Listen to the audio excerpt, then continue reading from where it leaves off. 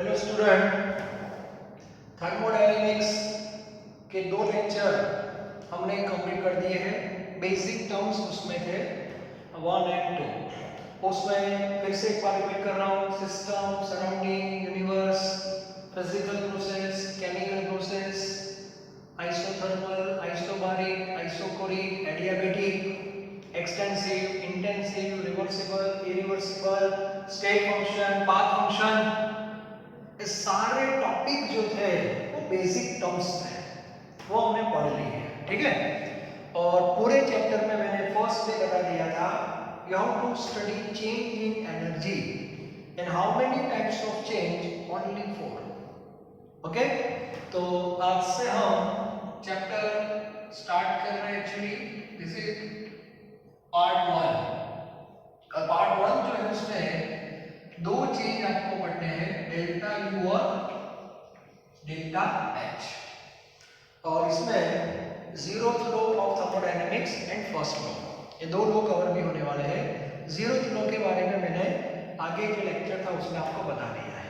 मतलब बेसिकली हमें पार्ट 1 में फर्स्ट लॉ पढ़ना है, ये पहले क्लियर होना चाहिए। ओके, तो सबसे पहले एनर्जी का फर्स्ट चेंज होता है that is in internal energy.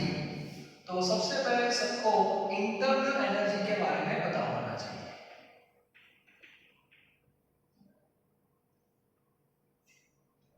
Internal energy that is you. Okay, अब कोई भी मैटर हो, living, non living, solid, liquid, gas, element, compound, mixture, whatever, कोई भी मैटर आप ले लो, क्योंकि इन फ्यूचर थर्मो में मैंने बताया था matter participate in process either physical और केमिकल।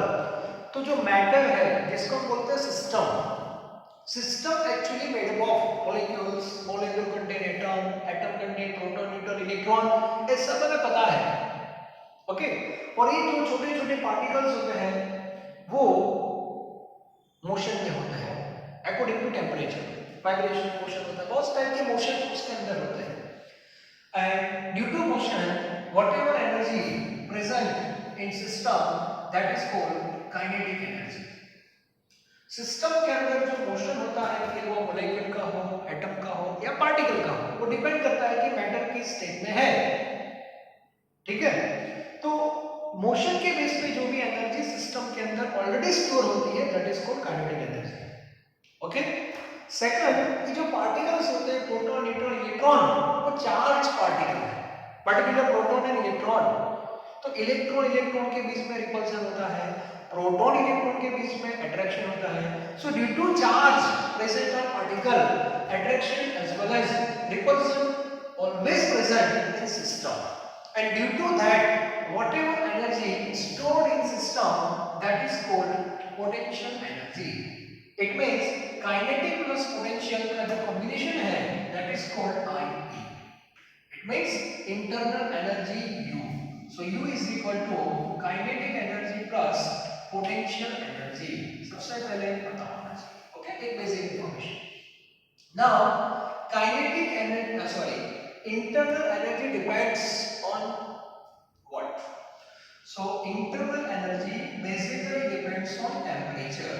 इसका मीनिंग होगा सिस्टम का टेम्परेचर यदि चेंज हुआ, ओके, तो इंटरनल एनर्जी चेंज होगी। उसका रीजन है ये सब एनर्जी में चेंजेस आएंगे, तो काइनेटिक में तो आई में आएगा। और दूसरा है कैरेक्टरिस्टिक्स, कैरेक्टरिस्टिक्स ऑफ मैटर, ये भी एक पॉसिबिलिटी है। मैटर की कैरेक्टरिस्टिक्स चेंज होगी, तो मैटर का स्टेट चेंज होगा या तो मैटर खुद चेंज होगा पर्टिकुलर इन केमिकल रिएक्शन, तो वहां भी इंटरनल एनर्जी चेंज हो सकती है। तो ये थोड़ा बेसिक आपको पता होना चाहिए।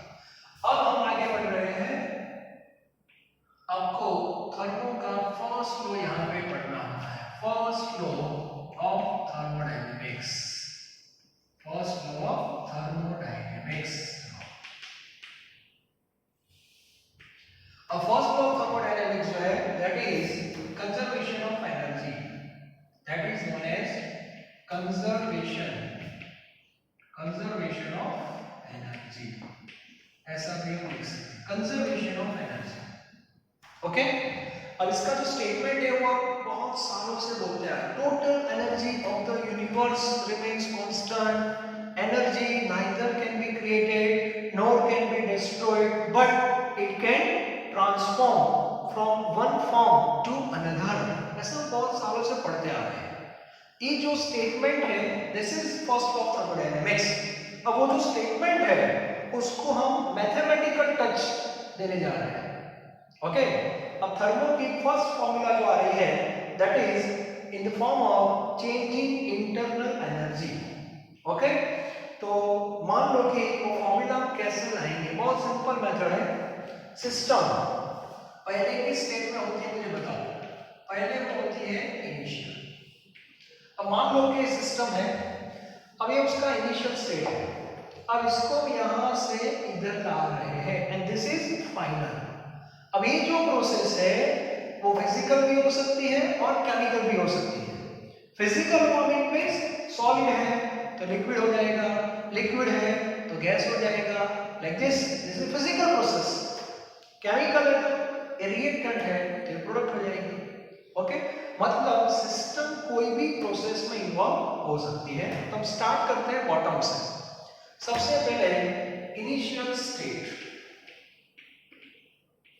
ओके, मुझे बताओ सिस्टम जब इनिशियल स्टेट में है तो भी कौन सी एनर्जी की बात कर रहा हूं मैं, इंटरनल। यस, तो इंटरनल एनर्जी सपोज U1 है, U1 that is a internal energy of the system at initial state. Clear? Okay, अब देखो क्या हो रहा है।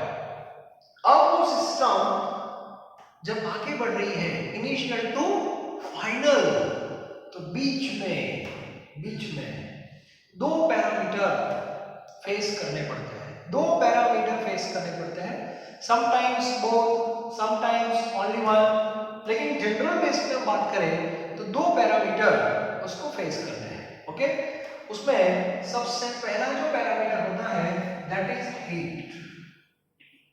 That is heat. हीट मतलब सिस्टम सराउंडिंग में से हीट एब्जॉर्ब भी कर सकता है ड्यूरिंग कन्वर्जन, और सिस्टम में से हीट सराउंडिंग में जा भी सकती है ड्यूरिंग कन्वर्जन। मतलब ए पैरामीटर सिस्टम को फेस करना है that is heat. Another parameter that is work.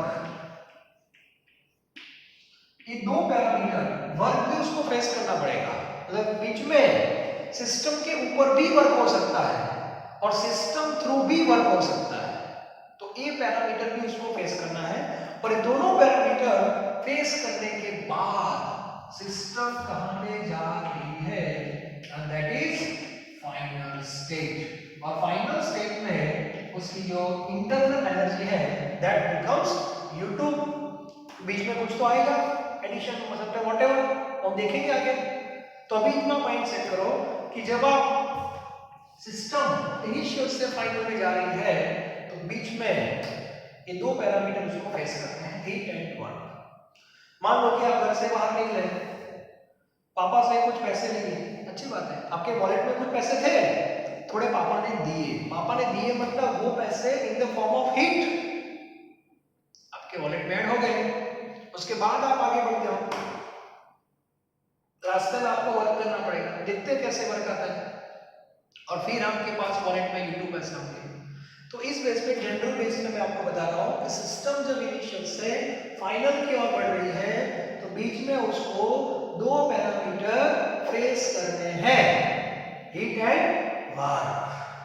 तो इस फॉर्म में हम मैथमेटिकल फॉर्म डिराइव करने जा रहे हैं। ओके, देयरफॉर U1 हीट का सिंबल है Q, वर्क का सिंबल है W is equal to U2। Okay, therefore Q plus W is equal to U2 minus U1, और U2 minus U1 को क्या बोलेंगे, delta U। so delta U is equal to Q plus W, delta U is equal to Q plus W, and delta U means what, change in internal energy। U1 से U2 की value ज्यादा भी हो सकती है, कम भी हो सकती है और सेम भी हो सकती है। That depends on these two parameter heat and work. Okay, तो डेल्टा यू का जो आंसर आने वाला है वो पॉजिटिव भी आ सकता है, नेगेटिव भी आ सकता है, जीरो भी आ सकता है। ऐसा मैंने फर्स्ट डे आपको बता दिया है। डेल्टा यू में भी पॉजिटिव, डेल्टा यू में भी नेगेटिव और डेल्टा यू में भी जीरो। पॉजिटिव वैल्यू का मीनिंग होता है internal energy of the system increases, internal energy of the system decreases and internal energy of the system remains constant. ये पता होना चाहिए। And this is the first law of thermodynamics, mathematical form। ये first law का mathematical form है।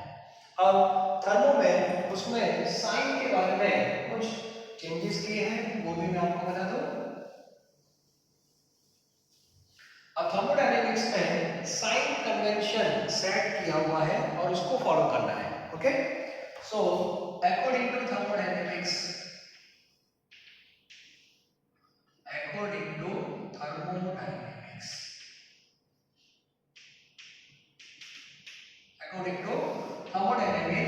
you have to write down like this: delta U is equal to plus or minus Q। क्योंकि दो sign possible है, either plus और minus. Plus कब लेना है, माइनस कब लेना है, मैं आपको बता रहा हूं। Okay, similarly W also plus or minus। So my advice is you have to write mathematical form of first law in this pattern, not in this pattern। Clear? ये बहुत इंपॉर्टेंट है। ए फॉर्म में आप लिखना प्लस और minus. Okay, where अब plus कब use करना है मैं आपको बता रहा हूं। प्लस क्यू आपको कब यूज करना है। So plus Q means if system absorb heat, if system absorb heat from surrounding, it means if process is endothermic। clear? Minus Q कब यूज करना है, if system remove heat। yes, ये भी एक पॉसिबिलिटी है, system में remove भी कर सकता है to surrounding, that is exo. Plus W कब साइन यूज करनी है, work done, work done on the system। yes, work done on the system and minus w, work done by the system। yes, ठीक है। तो बीच में जो process हो रही है, बीच में जो इनिशियल से फाइनल के बीच का जो पार्ट है, उसमें दो पैरामीटर को फेस करना है सिस्टम को, Q एंड W। और Q और W की वैल्यू प्लस कब लेनी है और माइनस कब लेनी है, ये आपको पता होना चाहिए। And that is mentioned in numerical, that is mentioned in numerical, मैंने आपको बता दिया। ओके, ये जनरल इक्वेशन है, ये जनरल। अभी मैंने बताया sometimes both parameter involve, sometimes either only one parameter involve, other parameter become zero. ऐसी भी पॉसिबिलिटी है, नहीं ऐसा नहीं।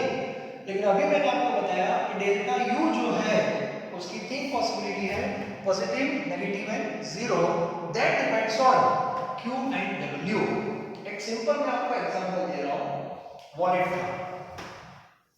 Simple example, A heat and work कैसे इन्वॉल्व है वो आप देखो, जिससे पता चल जाएगा कि हाँ कब डेल्टा ई पॉजिटिव होगा, कब डेल्टा ई नेगेटिव होगा, कब जीरो होगा। फॉर एग्जांपल आपकी बात कर रहा हूं मैं। ओके, मान लो कि आपके वॉलेट में 50 रुपीज है इनिशियल। एक्चुअली वॉलेट में कितने पैसे वो मेजर नहीं कर सकते, मैंने फर्स्ट में बता दिया था, फिर भी एक सिंपल मैं भी एग्जांपल दे रहा हूं, अभी मैंने फिक्स किया है तो थोड़ा इंटरेस्टिंग रहेगा। आपके वॉलेट में 50 रुपीज है and it is not sufficient. Okay, तो आप पापा के पास गए। अब देखो प्रोसेस स्टार्ट हो गई है, प्रोसेस स्टार्ट हो गई। आप पापा के पास गए, डिस्कशन हुआ, पापा मुझे तो पैसे दे दो, दाबेली खानी है, पिज्जा खाना है, व्हाटएवर जो भी आपको खाना है, दैट इज प्रोसेस। आप सिस्टम हो, पापा सराउंडिंग है, तो पापा ने आपको 20 रुपए दिए, ऐसा मान लो। हाँ, तो सराउंडिंग में से सिस्टम में कितने रुपीस आ गए, 20। तो 20 जो है वो प्लस होगा कि माइनस, मुझे बताओ। प्लस ही हो गया, सिंपल, प्लस ही होगा कि नहीं। मतलब सिस्टम ने सराउंडिंग में से हीट एब्जॉर्ब की, आपने पापा से पैसे लिए, यस, तो प्लस क्यू। अब इतने पैसे लेके आप कहाँ गए मार्केट में, दाबेली खाने, वड़ा पाव, जो भी आपको खाना है, तो आपने एक दाबेली खाई, अच्छी नहीं लगी, एक ही खाई बस, और एक दाबेली की प्राइस होती है 10 रुपीज, तो 10 रुपीज आपको देने पड़ेंगे, तो उतने रुपीज प्लस हो गए या माइनस, माइनस, तो माइनस 10 हुआ, ये हुआ आपका minus W, work done by the system, आपने वर्क किया, पैसा दिया मतलब आपने वर्क किया, उतने पैसे माइनस होते हैं। ओके, अब मुझे बताओ आपके वॉलेट में कितने पैसे होंगे, अब कितने होंगे, 50 थे, 70 हो गए थे, 10 माइनस हो गए, तो अभी आपके पास 60 रुपीस है, एंड दैट इज U2।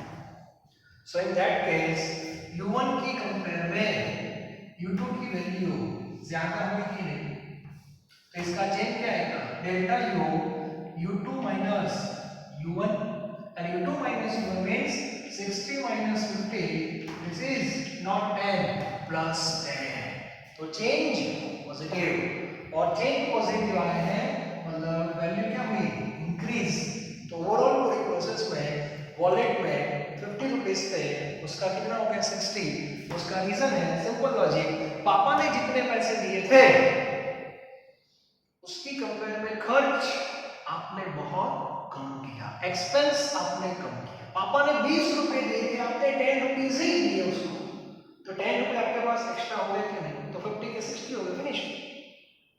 तो ऐसा यहां भी होगा थर्मो में, जब सिस्टम इनिशियल से फाइनल की ओर आगे बढ़ेगा तो सिस्टम क्या करेगा, बीच में जितनी हीट मान लो कि उसने एब्जॉर्ब की उसकी कंपेयर में वर्क कम हुआ, तो ओवरऑल उसकी एनर्जी क्या होगी, इंक्रीज होगी।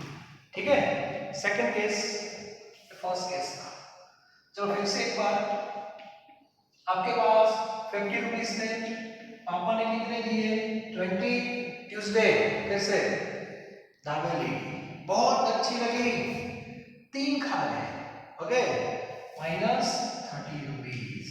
अब मुझे बताओ आपके वॉलेट में 40 रुपीस थे, तो 50 थे, अब कितने हो गए 40, क्योंकि बीच में पापा ने जितने पैसे दिए थे उससे काफी ज्यादा आपने खर्च कर दिया, तो ओवरऑल एनर्जी आपकी जो थी इनिशियल में उससे भी कम हो जाएगी। इन that case delta U 40 minus 50, answer is minus 10 rupees, decrease, 50 का 40 हो गया, that decrease, and sometimes like this, Wednesday आपके पास 50 रुपीस थे, पापा ने 20 रुपीस दिए, 2 ही दाबेली आपने खाई, तो वॉलेट में 50 रुपीस ही रहेंगे, इन that case delta U 50 minus 50 0, therefore U becomes constant।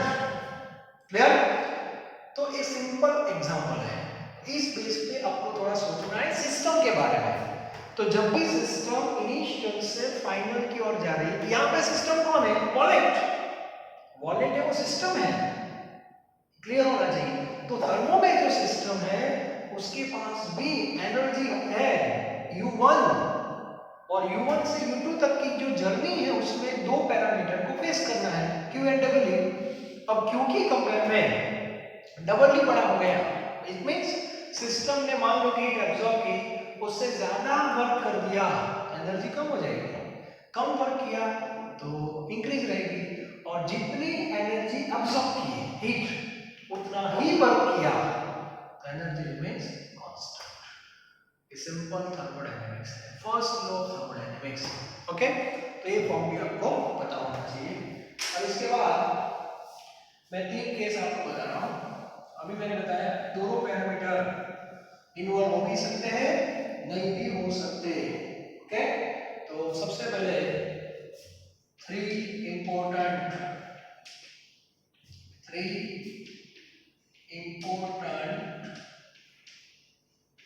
Result मैं आपको बता रहा हूं। ओके, नंबर 1,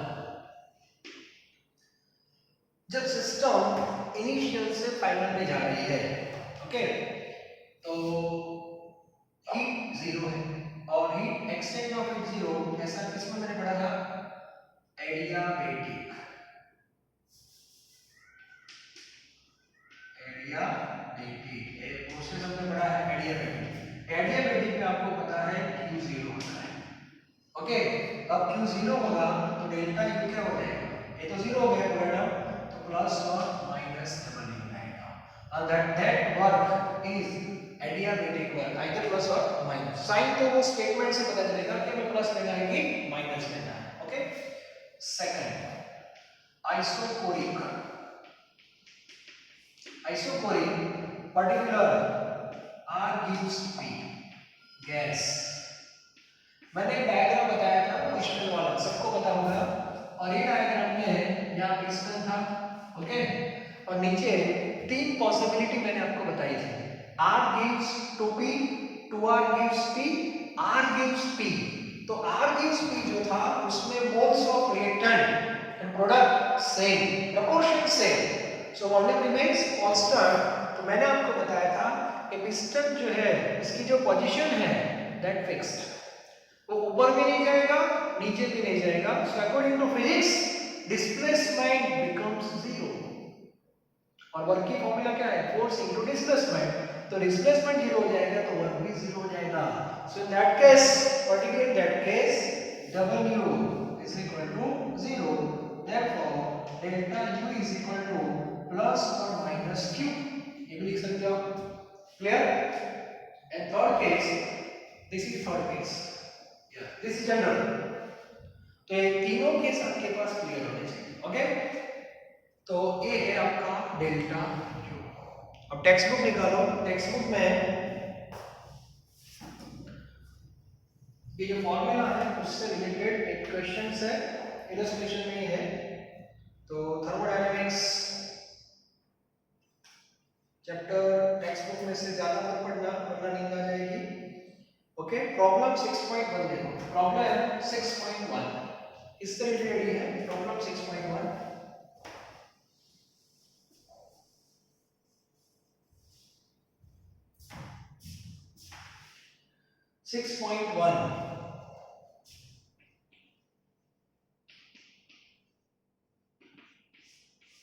उसमें तीन केस दिए हैं। First one, express the change in internal energy, change in internal energy of the system, change, no heat is absorbed by the system from surrounding, इसका मीनिंग हुआ Q आपको जीरो लेना है, ठीक हो गया।